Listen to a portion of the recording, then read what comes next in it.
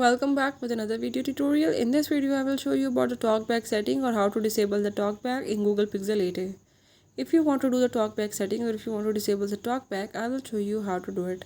You have to watch complete video, follow all the steps, and if you are new to my channel, don't forget to subscribe. For further details, now let's watch the video.